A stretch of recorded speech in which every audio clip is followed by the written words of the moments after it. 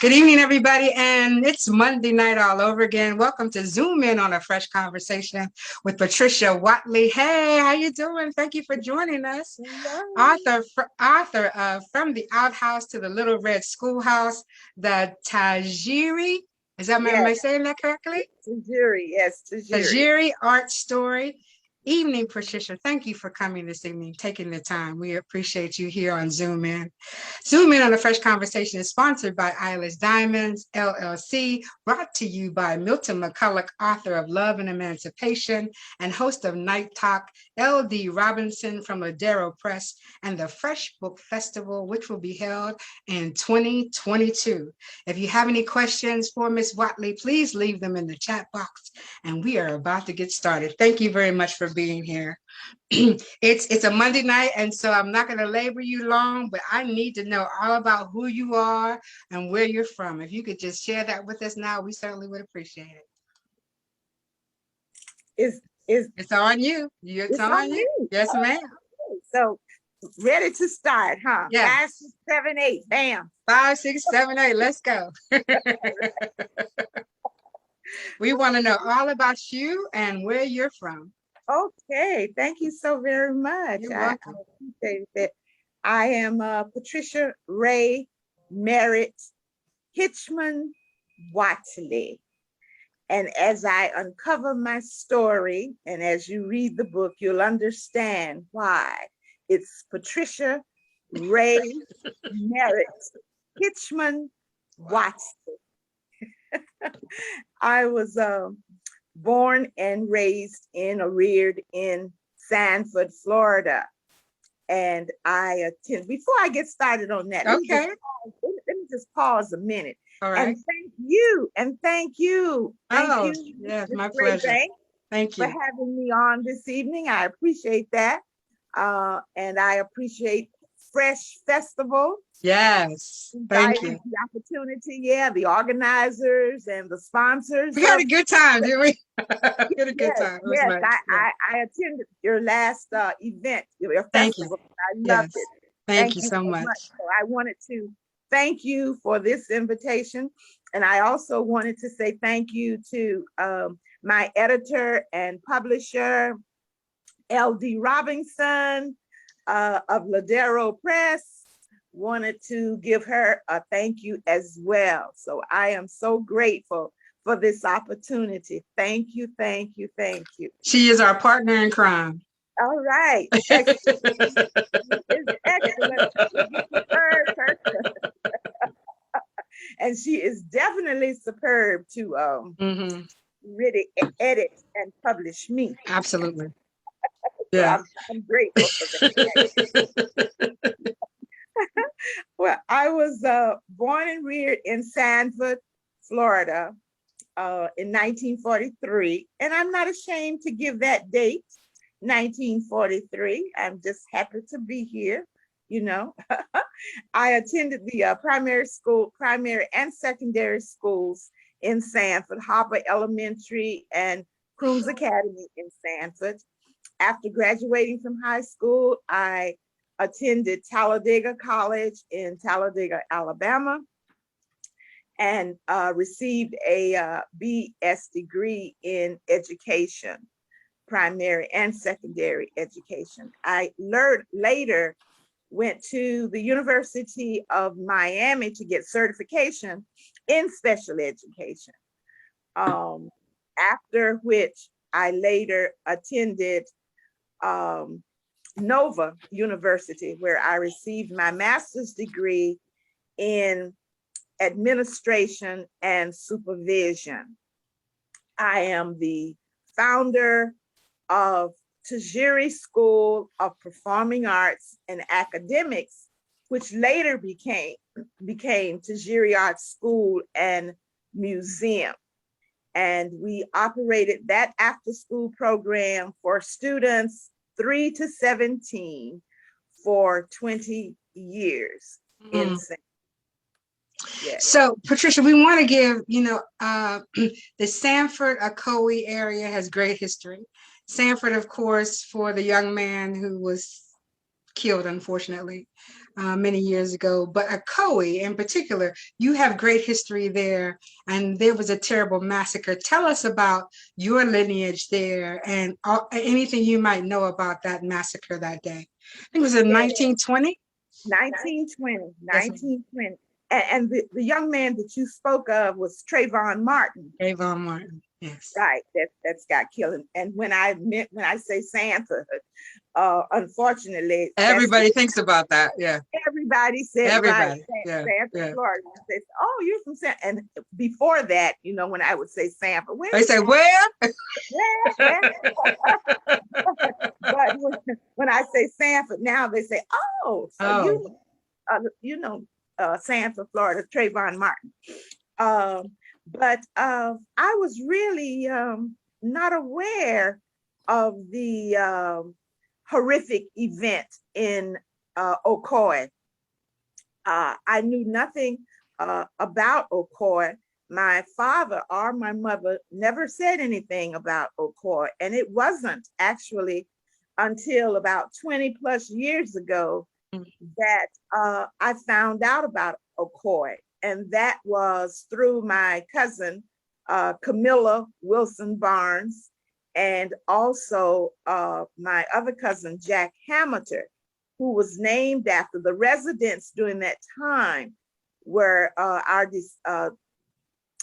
and my ancestors were Jack and Annie Hamilton.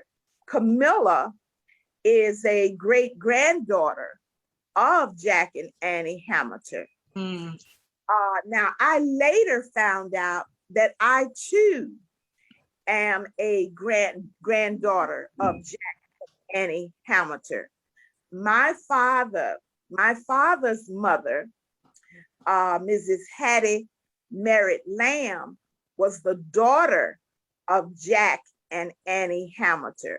Mm. And they were survivors of the 1920 Oh Koi Massacre, which of course is known throughout now as one of the bloodiest times in America, all because of the vote. And it is told that Mr. Julius Perry, July Perry, who a Black man, and Mr. Mose Norman were going to vote. They had all the credentials correct. They had paid their poll taxes. They were eligible to vote.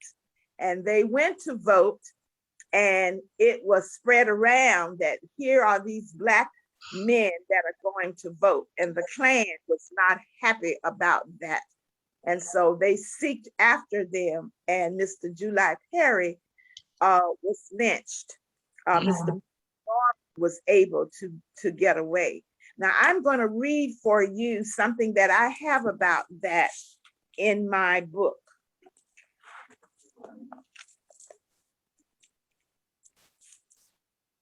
So were they not allowed to vote, or they didn't want them to vote? No, they were allowed to vote. They could have voted because their credentials were correct. They had paid, you see, the credentials were, you had to have paid your poll taxes.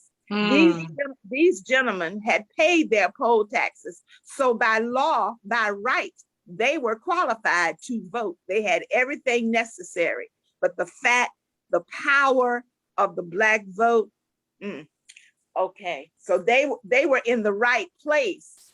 They were in the right place doing the right thing at the right time. But the Klan did not want that because they were very well qualified. They were self-sufficient.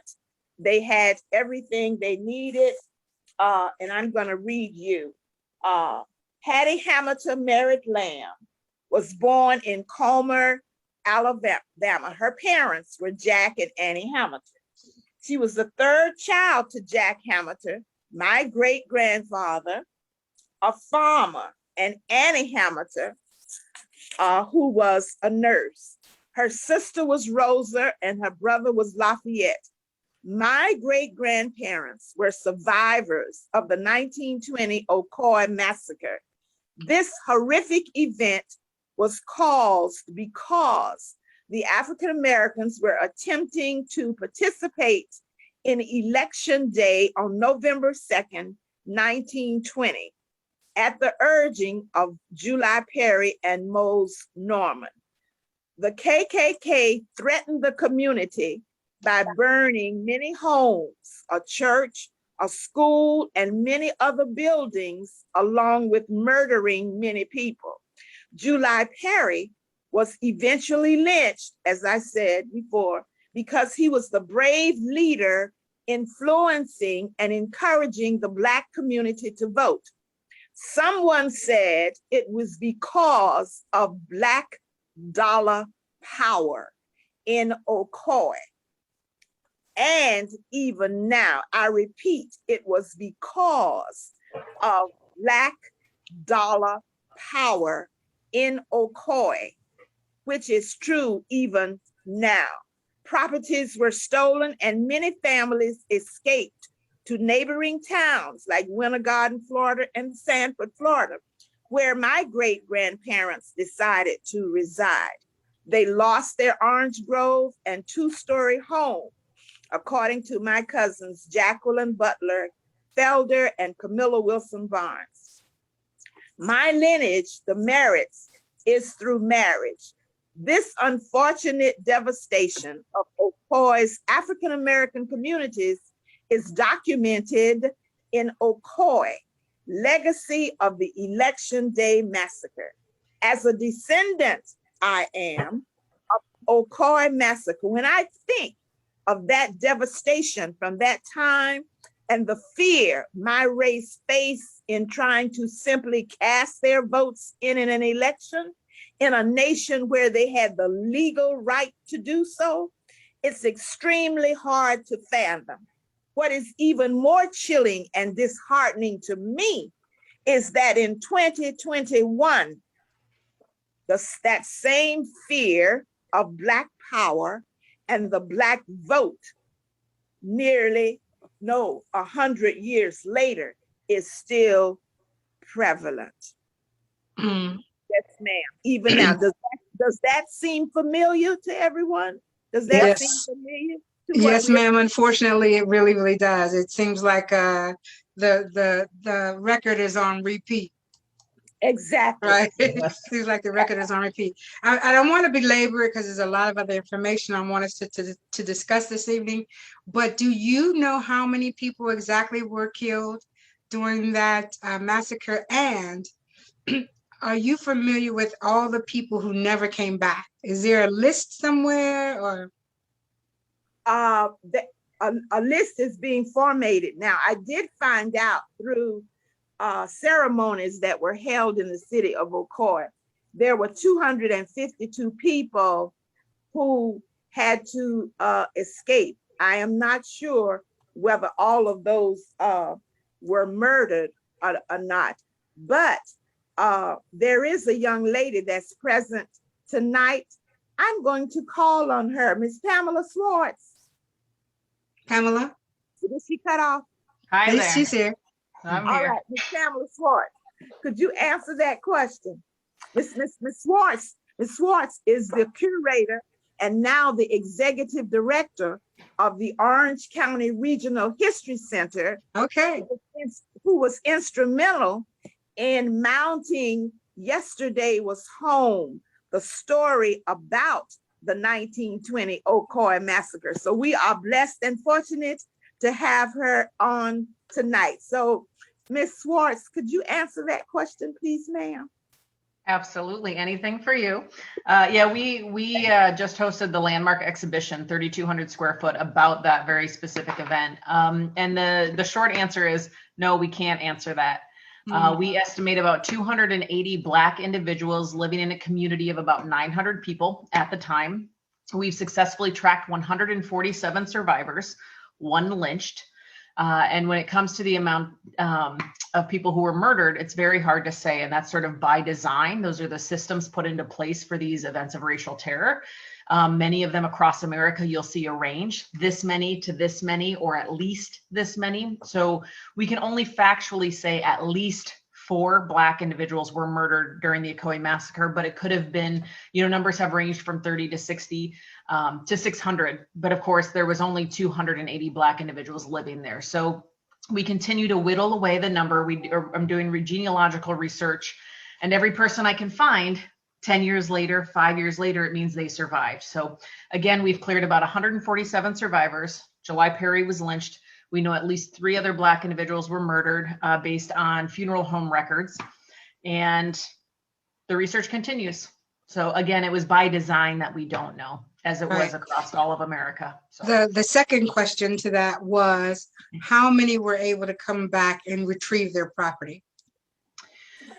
That's also very complicated. The story has always gone that the Black community left never to return, and the white people just snapped up their properties. And really, it's a lot more nuanced and ugly than that. The white community did not accomplish what they'd set out to do. And so they actually continued to terrorize the Black community, the Hammonders included, as we have evidence by letters of the ancestors here. But they continued to terrorize the Black community for several years until eventually all of them did vacate those properties and leave. Some people received fair prices, but the majority of the 27 landowners living in Ocoee basically had to give up their properties for nothing, because so much property got dumped into the market, it drove the prices way down.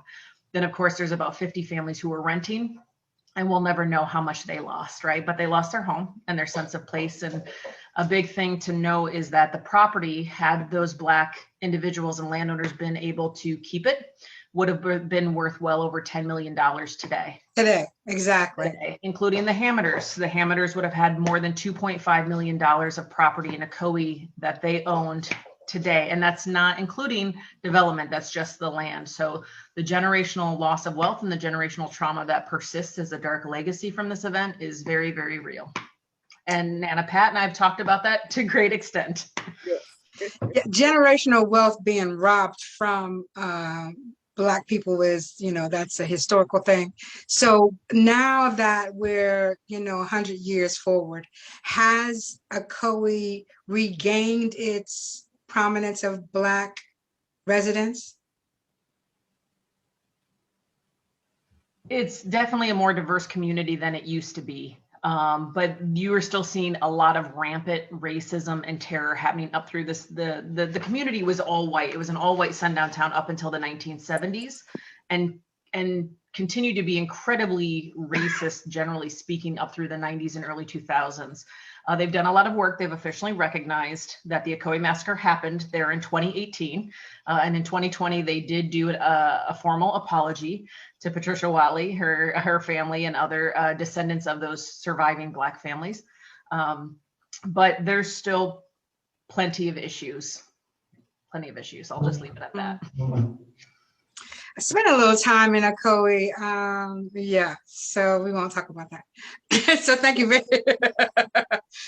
very, very much. History is very important that we know about it and we keep it on our minds, because if we don't, we're doomed to repeat it, right? So we want to make sure we keep it on our minds, right? I don't want to belabor it, but go ahead. No, what I wanted to say, thank you so you, Pam. Much. Yeah. Thank you, Ms. Schwartz. I appreciate you for that. Thank you for tuning in.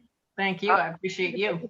I'm learning a lot as we go along. What I wanted to say that's also in my book, my great grandmother Annie Hamilton was very significant in this, in that she wrote a letter, and I'm going to read for you her letter. The letter is on exhibit right now, presently, as we speak. And this is what she said. My great grandmother Annie wrote to a Mrs. Houston in Ohio. And the reason she chose to do that was her husband was a member of the NAACP. And she wanted them to know about what was going on in Ocoee. So she wrote a letter, and the letter says, your card received in reply will say that I'm shipping to you today. Now listen, this is very clever as with her writing this letter. Listen to this letter. Your card received in reply will say that I'm shipping to you today a small box of assorted citrus fruit. The small fruit are kumquats. You eat them from the outside. The inside is like lemons, or you may boil them just as they are to draw some of the strongness out and preserve them. The oranges with the navel shape are called navel oranges. I hope you will enjoy them. We were speaking of lynches and other ill happenings to colored people in the South. There had never been any near enough for me to see it, but at last, one of the wickedest happenings of a lifetime happened here on Tuesday night and Wednesday morning of the election. On the north side of the town, all the homes and some of the people were burned. One man was shot and killed and carried to the county seat, which was in Orlando, Orange County, and hung up and lynched. And I go on to say the name as I have said to you. Now, the letter was very significant, as I have discovered, because she hid the letter in a crate of kumquats. How clever was that? And she sent the kumquats with the letter, the crate, to Mrs. Houston to notify her husband that he must come down, the NAACP must come down to Ocoee to see what was actually going on. Now, the letter was discovered from the University of Florida. And in the files, the NAACP had kept a file of all of the massacres that had occurred across the nation. And in that file was my great-grandmother's letter.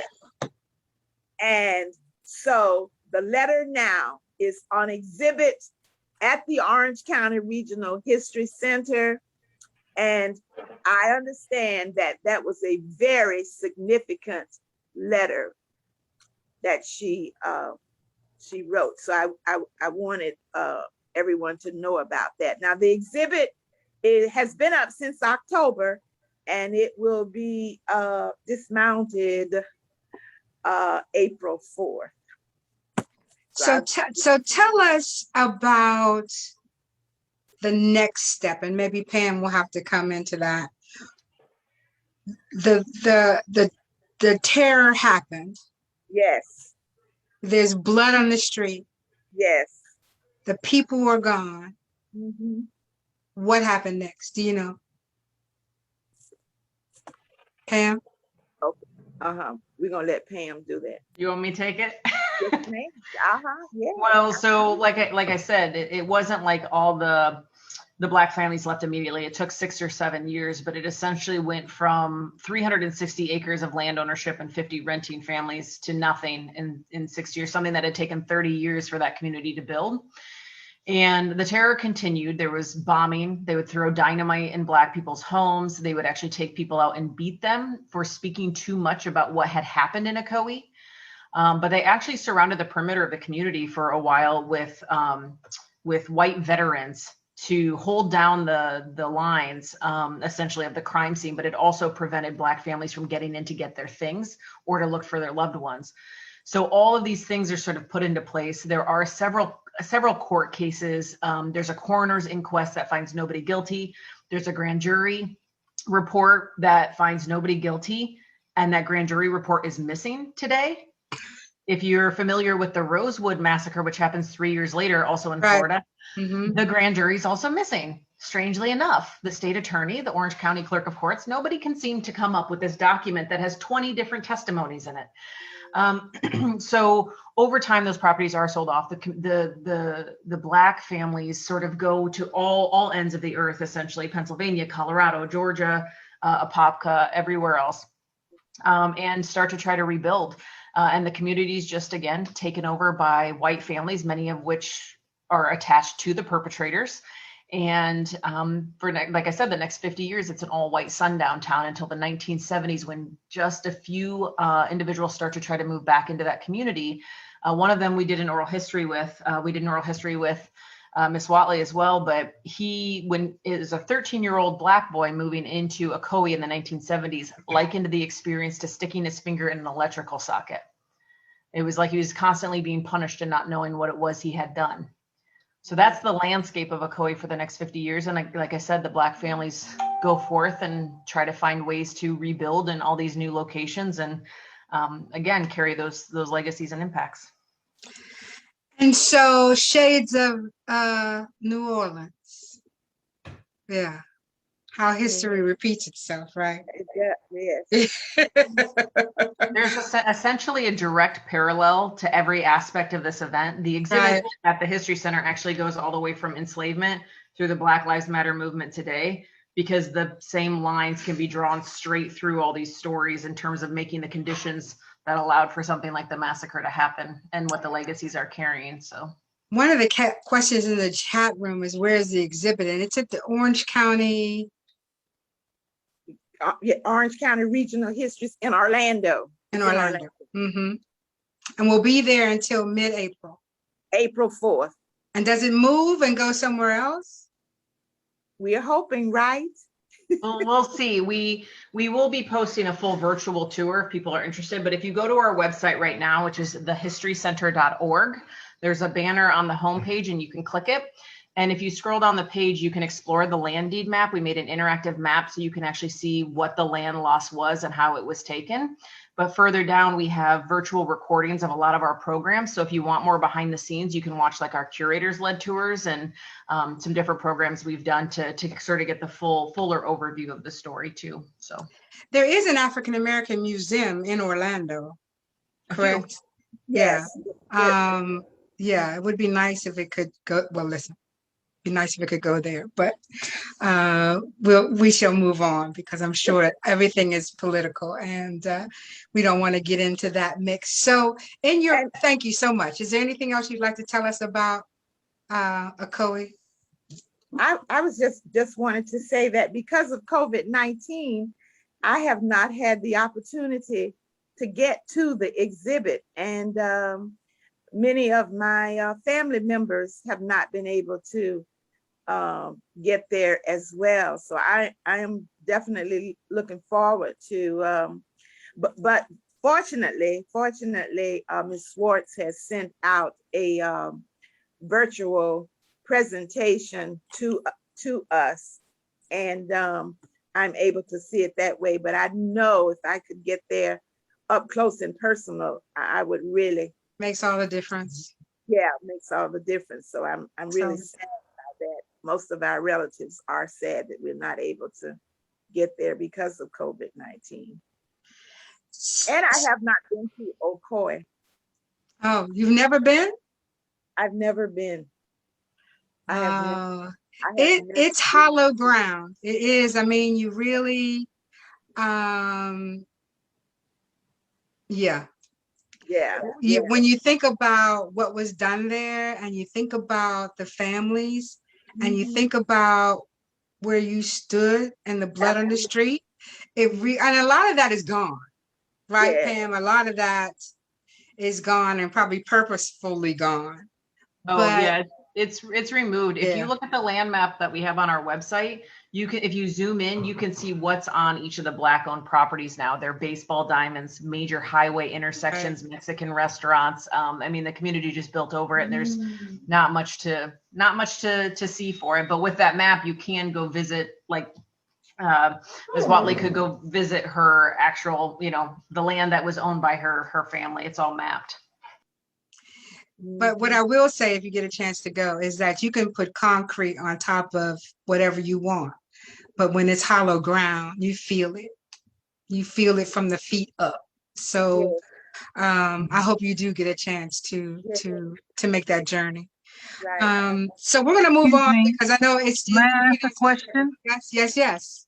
My name is Patricia. So hey, Patricia. I don't mean to sound political. Is there going to be any reparations for all this, since they've paved over certain things? Is anybody pushing for reparations? Well, that would be a political context that we cannot go into tonight. Okay. because But this is really pretty much Patricia Whatley's that's show okay. tonight, and we certainly can do that at another time. Zoom in on a fresh conversation is every Monday night, and we love to discuss things that need to be discussed. So please reach out to me afterwards, and let's see if we can talk about it. Okay, Patricia? And I can tell you that Senator Randolph Bracy and State Representative Geraldine Thompson are working on that. I'm working on it right now. They Oh, really that's are. good. Okay. Yeah. She Yeah. answered my question. Yeah, but we don't want to say Thank you. anything Right. that would deter that from happening. So Right. let that train keep Yeah. going. So I know yeah. Patricia probably knows, but over here in the state of Georgia, they had, remember, I forgot what area, they paved over some cemetery grounds and built homes. And they talked about how it was racially motivated back then, why all of that happened. So I don't know, now they're beginning to put things together here in Georgia with that situation, because of those loved ones that were disrespected because they paved over the grave sites and everything. We and have a put- lot of history Yeah. of terror. Yeah. We really do. So Miss Watley, let's move on from that because we'll all be crying. Yes. So in your book, you reference, and for those people who may not be from the South or are familiar with it, you referenced a shotgun house in your book. Share the history with us, because I don't think a lot of people know what a shotgun house really is. Yes. And once again, so that I can make sure that I stay on course, I'm going to read for you what I Okay. have in my book. Mhm. Okay. A shotgun house typically has one room leading into the next without hallways. This style of house is particularly well suited for hot climates because one can open the front and back doors to allow a breeze to flow through the entire house. The front porch on shotgun houses supported interconnections between people and provided shade during outdoor visits. The porch also gave neighbors a strong but strange sense of community. Strange in that people often said that the shotgun houses are so named because a bullet could be fired through the front door and it would go straight out the back door without ever hitting a wall. Evidence suggests that the name shotgun is actually a distortion of the word shogun, which means God's house in West Africa. Shotgun architecture is now recognized as an African-American contribution to American architectural styles. And so I said that because in Sanford, where I grew up, was a shotgun house, maybe of about 700 square feet footage, maybe. And my house sat on the sidewalk, which now is there in Sanford. The shotgun house sits on the sidewalk in Sanford.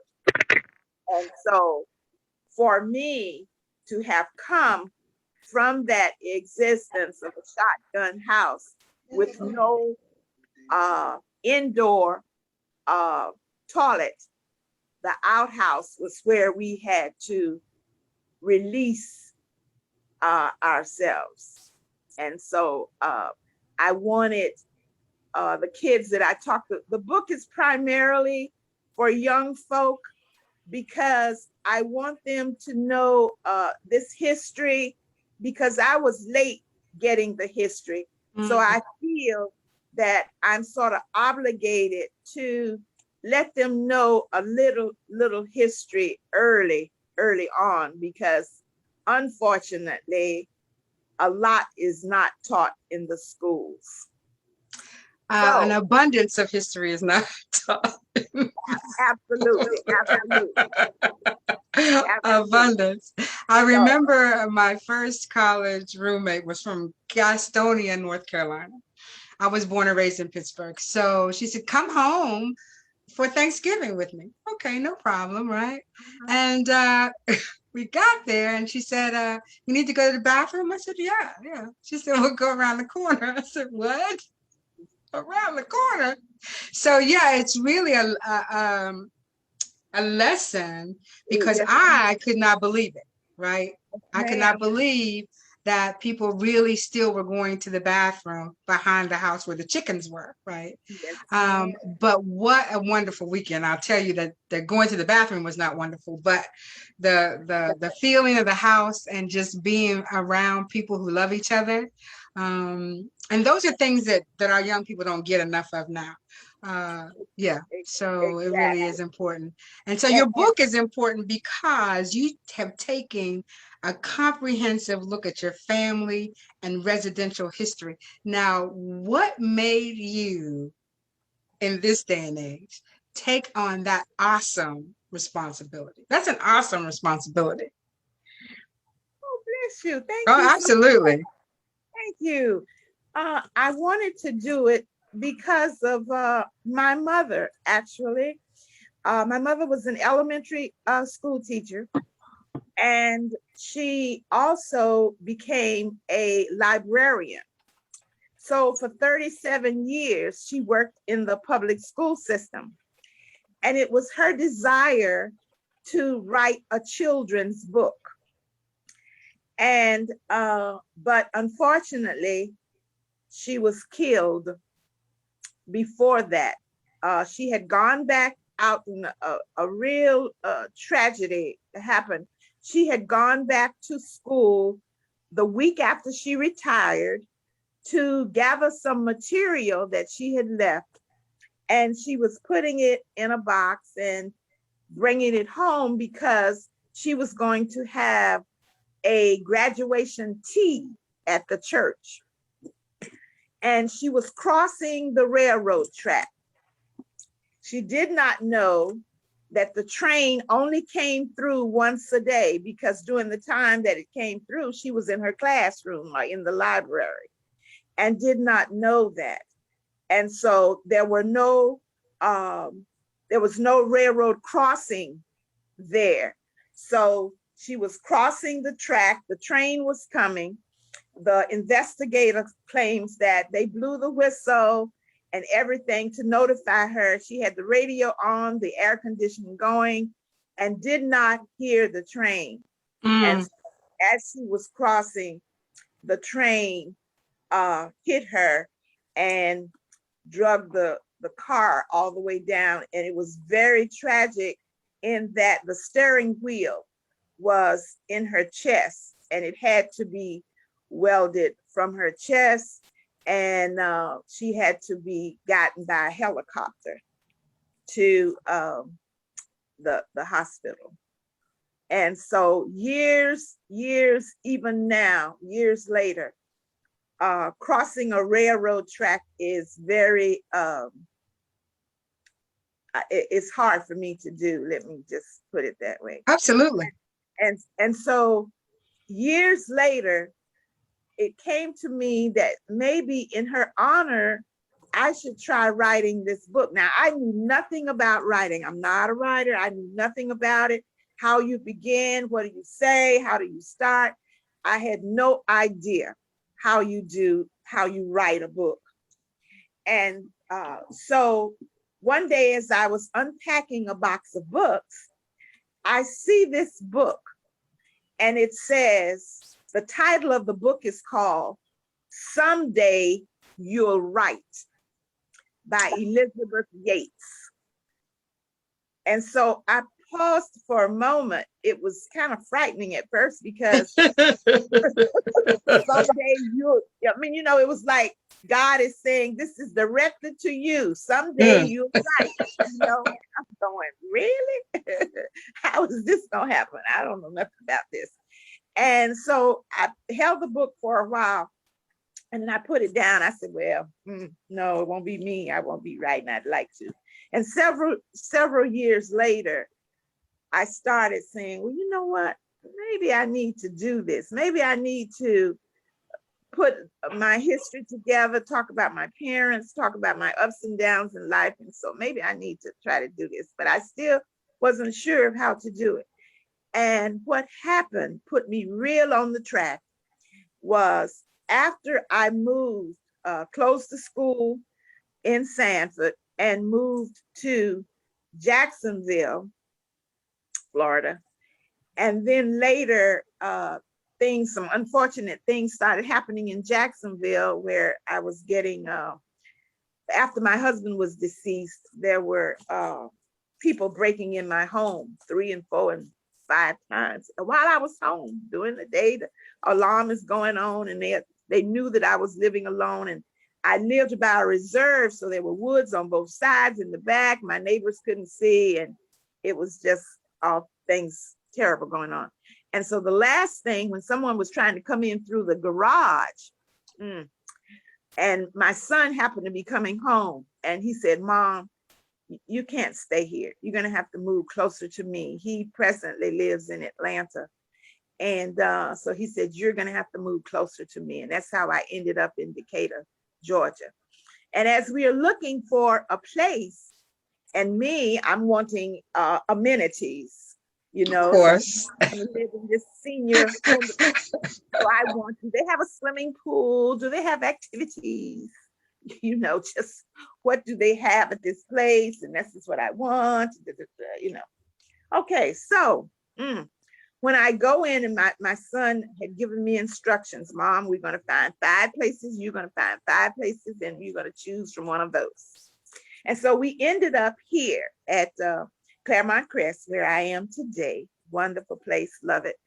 And as I go in to inquire about it, how about the first thing that I'm handed is a list of the amenities and the activities that they offer.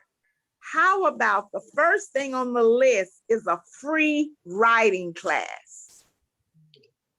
A free writing class. So I'm saying, oh God, this is it. This is it.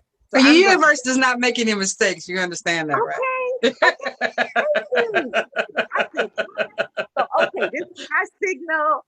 I am going to, so I enrolled immediately in the writing class.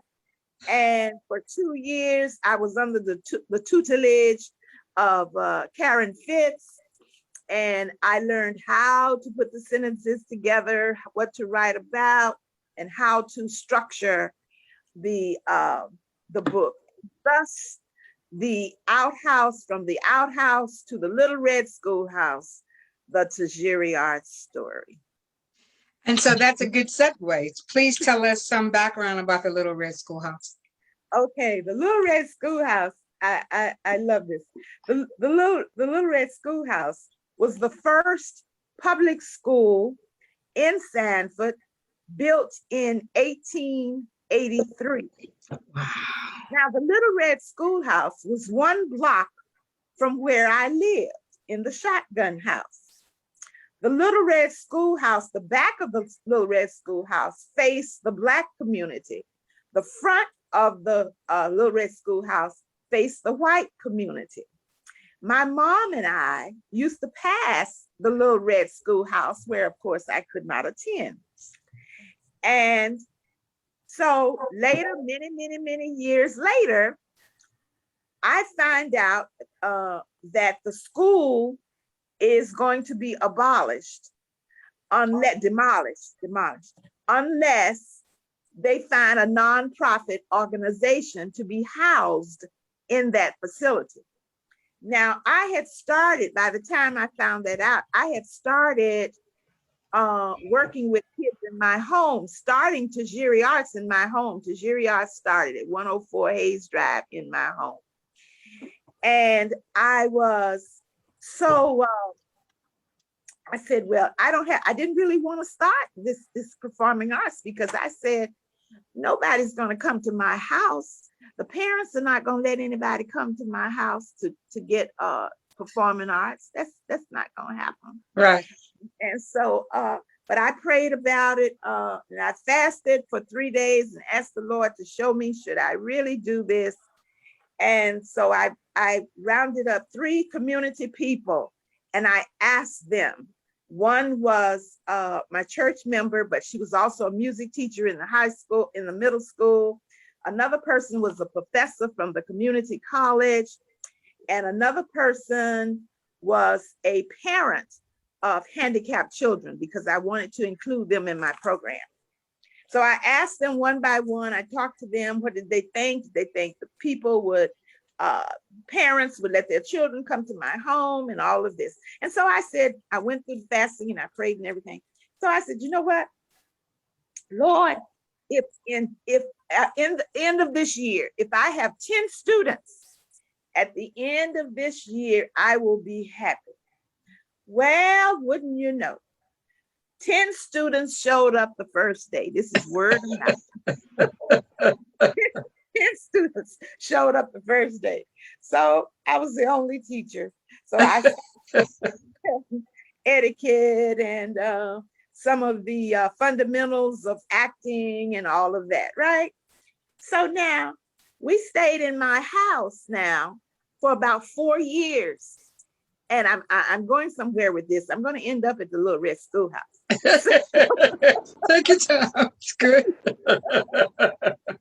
So in about 4 years, now I have 45 kids coming in and out of my house in this all white neighborhood. So I said, you know, this is not looking good because the kids, the parents were bringing the students after school. So at 4 o'clock, the parents are coming, dropping off the kids. The neighbors are now coming home from work. And so the traffic is getting kind of heavy on this small street. And I thought, you know, this is not looking good because here we have this colored lady in here with these children going in and out her house. What is going on? So I said, before they call the city and complain about this, which that was not going to happen because I was very strict. I told the students what happens at 104 Hayes Drive, inside Hayes Drive, the house stays in the house. We do not sit on the porch. We do not talk in the driveway. We are in the house until your parents pick you up. Yes, ma'am. Very strict rules. And so I said, you know, I'm going to have to move. And I did. After getting 45, can you imagine 45 cars coming in and out of the neighborhood at the same time that people are coming home from work? No, that was not good. And so I decided that we probably need to move from my house. So I wondered, where was I going to put these students? I didn't have money to rent a facility. So we started meeting in the park. We started meeting under the gazebo. We started meeting down at the lake. We started meeting at the church. We started meeting at the school. And then we ended up at the Boys and Girls Club. And so we were all over the place. And fortunately, the first African-American commissioner of Sanford met me one day and said, Pat, do you know that the Little Red Schoolhouse is they're looking for a nonprofit organization to be housed in there? I said, really? And he had an interest because his granddaughter was a student at Tajiri. So he says, you know, you should check it out. And it was in the bank. He said that, passed by. I mean, he just gave that little sentence there.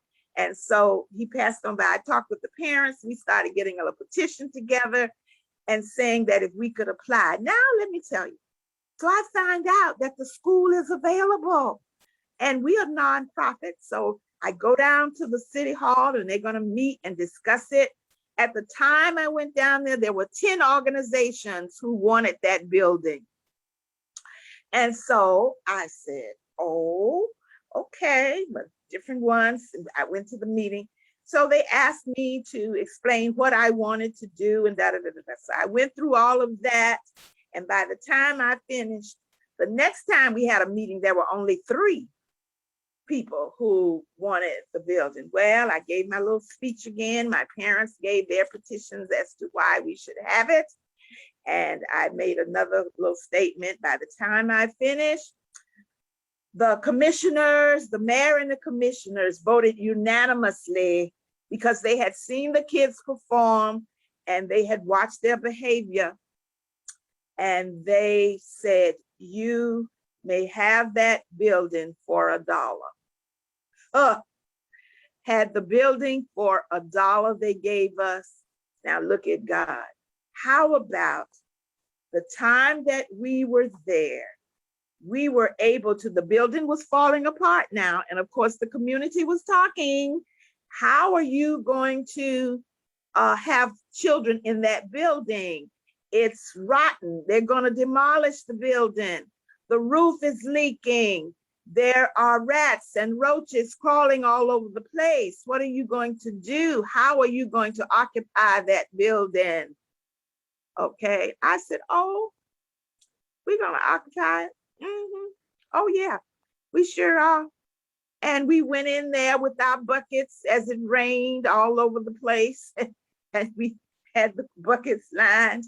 And I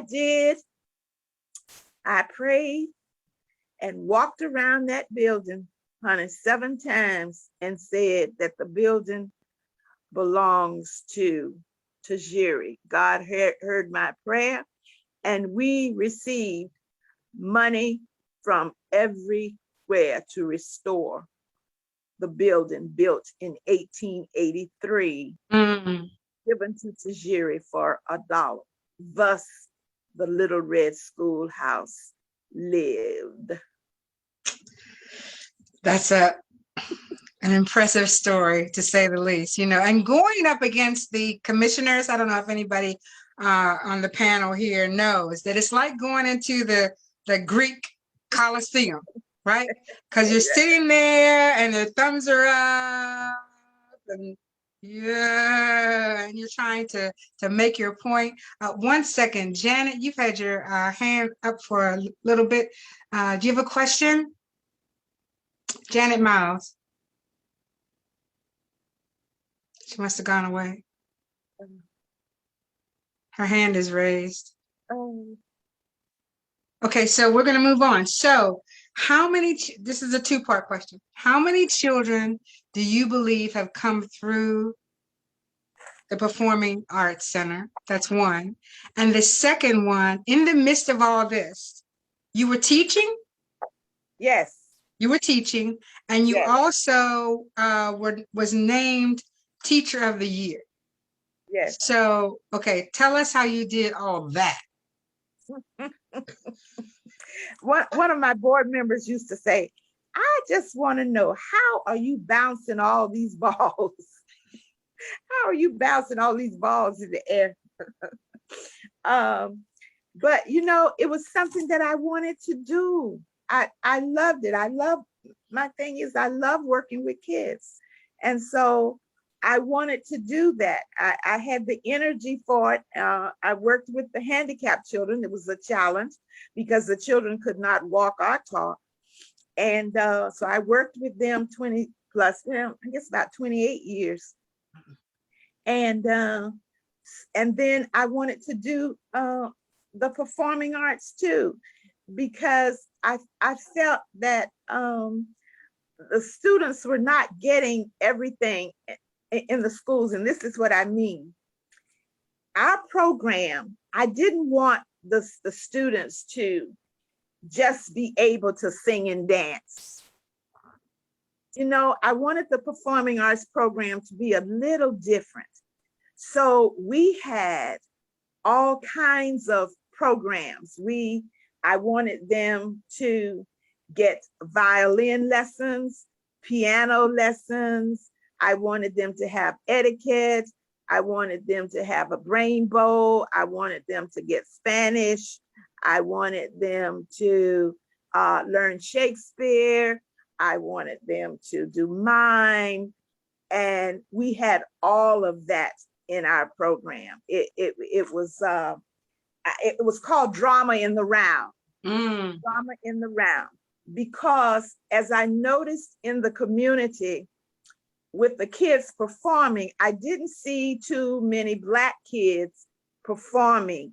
I didn't see them too many in the chorus. I didn't see them in the plays. And when I found, and of course, they definitely weren't doing anything in Shakespeare. And so I found teachers between Sanford and Orlando who could come over and teach the kids Shakespeare. I wanted the kids to learn opera. We participated with the Orlando Opera Company. And I made sure that they could get scholarships, and I would take kids during the summer so that they could participate in opera camp. And we formed a partnership. In the book, you will see all the partnerships that we developed with the Boys and Girls Club, with the Orlando Opera Company, with the theater companies in Orlando, because I wanted them to get a wide variety of everything. I just didn't want it to be one dimensional. Oh, so they can sing, okay, so they can dance. But there's some other things that our kids needed to be exposed to. I made sure that the dances that they got, they had the jazz, the modern dance. I wanted to make sure they had tap.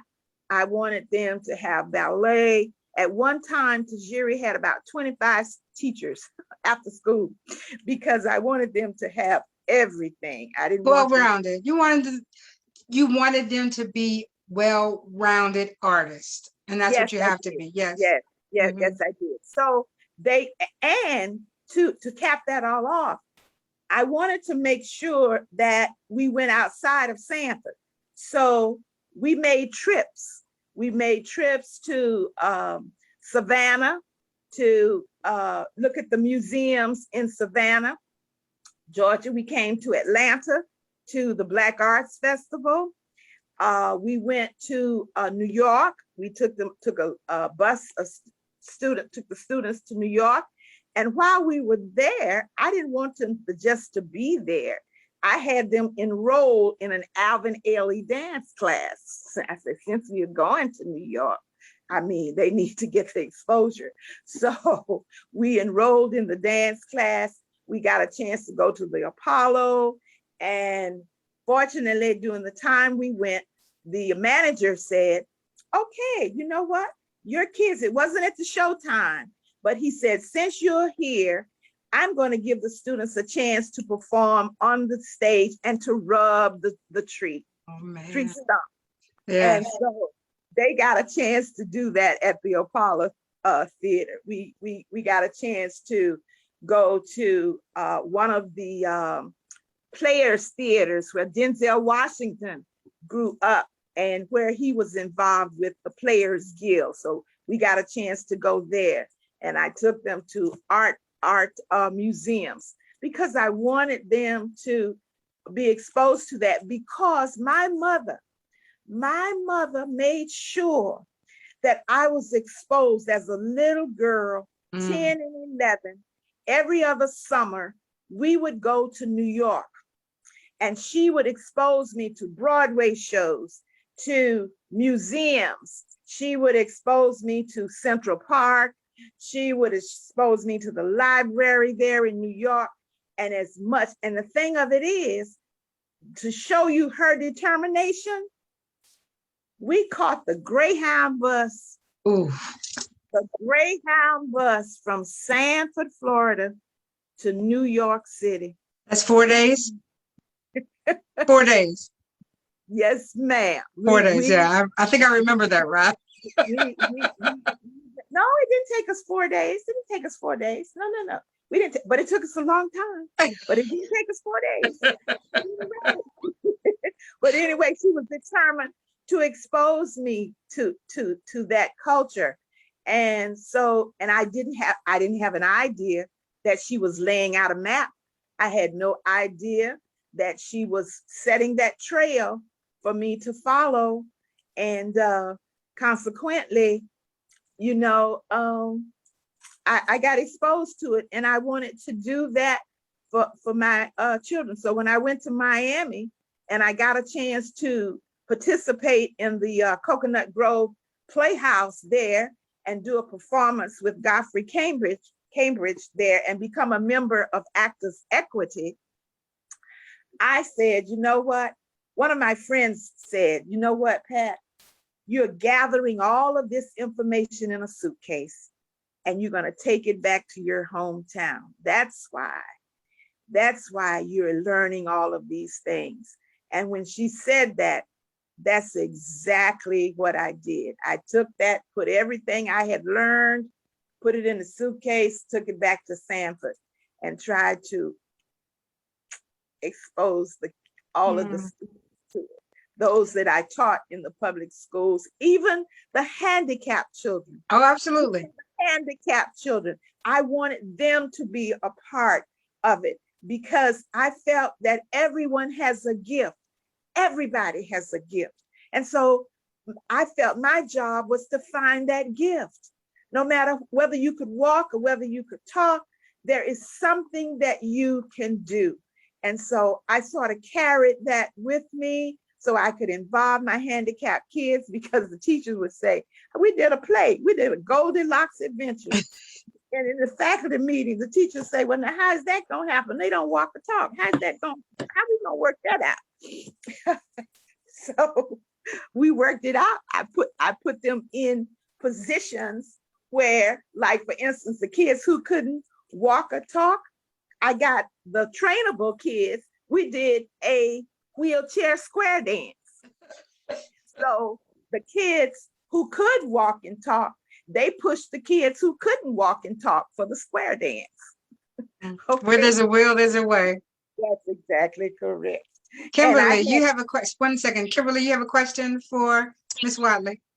Yes, I do. Thank you all for having this, and thank you, Patricia, for inviting me. I had a couple questions. One was, first of all, you are a captivating storyteller. And my questions, one is, when will the book be available? And then number two, I wanted to ask, have you been able to stay in contact with any of your former students? But then I think I saw in the chat, someone mentioned that they had attended some of those events. I'm not sure if that's a former student or not. So just wanted to know if you are in connection with any of your former students. Thank you for that, Kimberly. Yes, to answer that, yes, I am. And they are doing some wonderful things. One student, one of the original students, is a curator, actually, and she travels across the country internationally, setting up exhibits in Spain, in Japan, and all of that kind of thing. She was one of the original, she's part of that original 10. That's what she does. I have a couple of other students. One is a vocalist, a jazz person. He came to me at four years old, and he now plays in San Francisco. He has opened jazz shows for Patti LaBelle. He has also opened a show with Lettucey, and I have a student who has done quite a few shows with Lettucey. I have a young lady who performed here in Pearlie, and she was Shug Avery, got nominated for one of the high awards here in Atlanta. So yes, I do hear from them. They are always, one is an assistant principal, and I do hear, I don't hear from all of them, but I hear from them, and they are always telling me, Miss Whatley, I have the student that's, I have to say this, the student that's in California, one of the TV stations came to interview me one day, and he would happen to be there.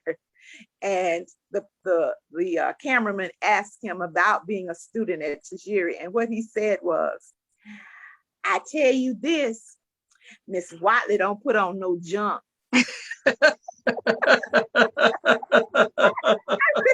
said, no, he didn't.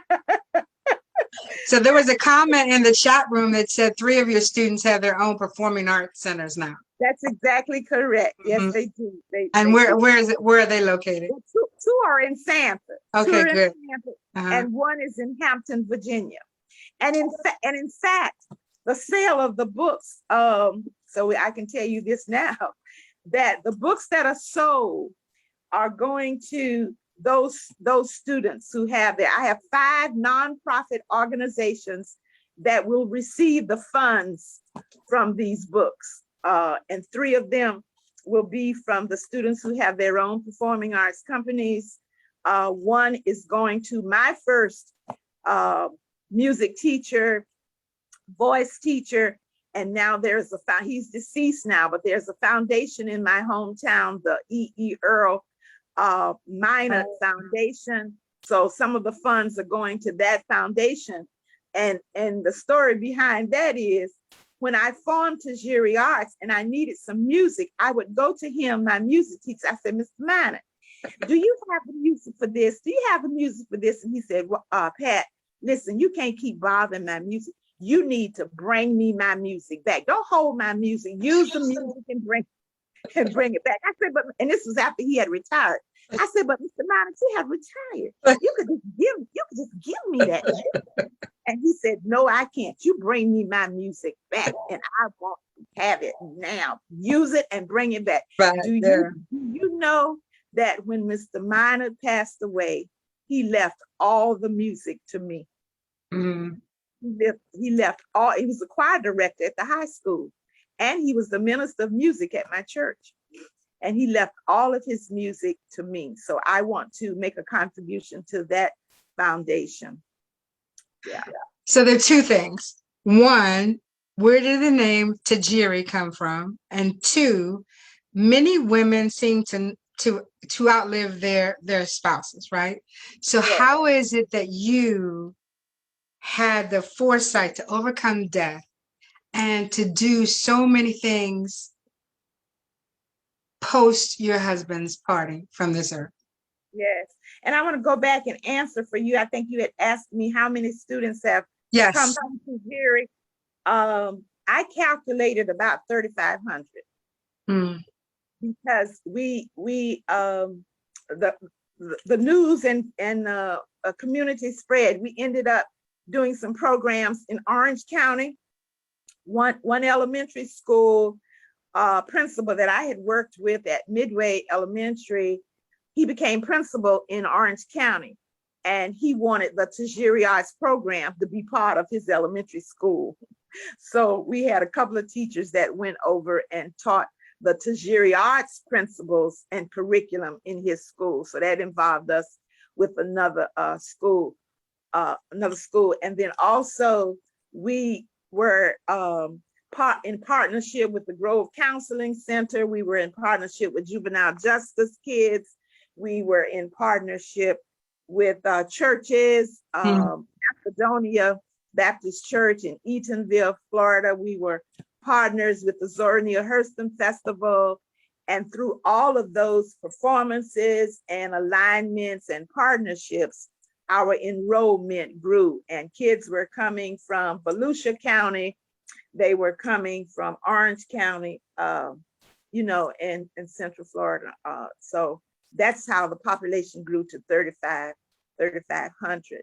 And going back to the Teacher of the Year thing, what I may not say, one of the things that's going to be part of the package that you get with this book will be flash drives, USBs, so that I wanted persons who purchase the book, you can hear the story, but it's nothing like being able to see. I wanted my audience to see that what I'm talking about, to have examples. So with the book will come USBs of productions that we have done, TV programs, and all of the things that we have done, that you will get a chance to see that. And you were asking me, now repeat one. Name is how is it named Tajiri, and Yes. how do you stay motivated after a death of a spouse? You guys were married a long time, so yeah, I tell you, Tajiri came, my son, when he was 4 years old, and we were living in Miami. He said he liked pizza. And he wanted to be a pizza man. And I said, pizza man? No. You can't be just a pizza man and deliver pizza. You need to have a truck with your name on it. You need to have a factory where you make the pizzas and all of that. You just can't be a pizza man. The name, you have to own the pizza company. Right, exactly. So you just can't be a pizza person. So when we left Miami, and then God gave me this idea to do the school, and I said, you know what? This will be an opportunity, because Camille's father and I, when we left, I had, which I tell in the book, I had a couple of miscarriages. And when Camille was born, he was born perfect, I say. And so when we left the hospital, Camille's father, we didn't have a name. And the hospital staff was they just couldn't believe, you cannot leave this hospital without a name. And so my husband at that time said, well, I'll have to tell you this. You put a band around his wrist that says Baby Hitchman, and we're out of here. So we did. And then we went to this African book and found this book that said Camille Tajiri. It meant perfect rich man. So I said, oh, that's it. That's it. It'll be called Tajiri, rich arts. And Camille, he's not rich, but I tell you what, he's doing very well. He's a civil engineer, and he oversees the construction of air control towers. Okay. So he's not a pizza man. He's not a pizza man. Well, our time is getting long, and it's about 9:13. So please, that's all right. It's okay. Just please share with us anything else you would like to share this evening, and let us know how to get copies of your book, and then we'll ask you for a pearl of wisdom, if you could. Okay. I would like to say, and the book is not written in a master's degree format, because it's very well written. Thank you so much. Welcome. Thank you so much for that. But I wanted the children, it's for the kids. I wanted them to know, just because you have adversities, and you will find that it's the good. I've shared some maybe wonderful thoughts, but you will also find some ugly thoughts in there about Pat Whatley too. And so it's a good, bad, and ugly about Pat Whatley. But the point is that just because, and my story is not new, there are a lot of stories out there, good, bad, and ugly, and how through the good, bad, and ugly, you become successful.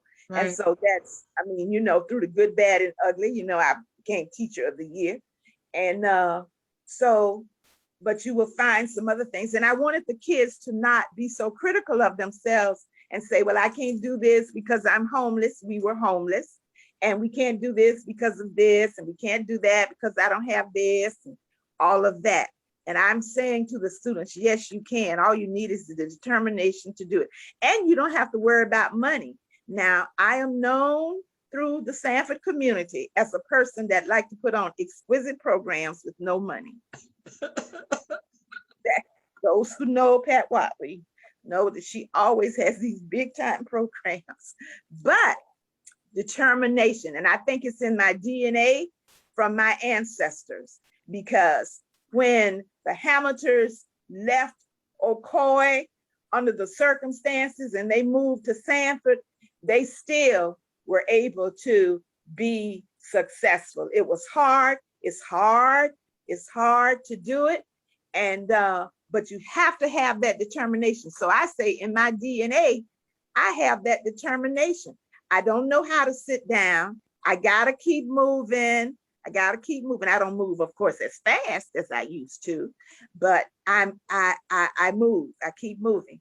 And so after my husband died, I just had the desire to keep moving, to keep productive, to keep my mind active, to just be creative and to push on to the kids that they must be creative. So in the book, you will find a lot of scriptures for each story, motivational quotes, and trying to inspire the young people that life happens and things are up, things are down, but you gotta, with God, you can do it. You can do it.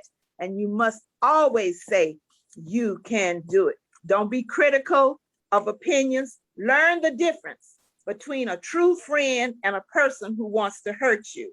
A true friend, and this is my pearl of wisdom, Yes, a ma'am. true friend will give you advice to help you. A false friend will give you advice to hinder you. Learn the difference between a true friend and a false friend. And I have written this in my book. I have a section called Heroes and Sheroes, because there is no way that the success of Tajiri could have been totally by myself. I Right. could not have done that. Takes a village. I own up to it. It took a team. It took a willing team. It took a team that not gave 100%. All of my team members gave 200%. They enjoyed what they were doing. We did sign language. I was just getting ready I had gone to Minnesota to do give a demonstration, and I met a little 5th grade Black girl who spoke Chinese. I said, what? Now, when I came back to Florida, I was at the university just trying to find me an Oriental to come over to Tajiri and teach Chinese to my children. Because I wanted them to get that. Right. So I have this chapter of my heroes and sheroes because I dedicated to them, because they stuck by Tajiri, they stuck by me.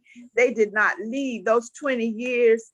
The parents were successful. The parents raised money, the community, the Democrats, the Republicans, everybody gave to Tajiri, and the Sanford community. I mean, they really, really extended all of their help to us. And so I'm blessed.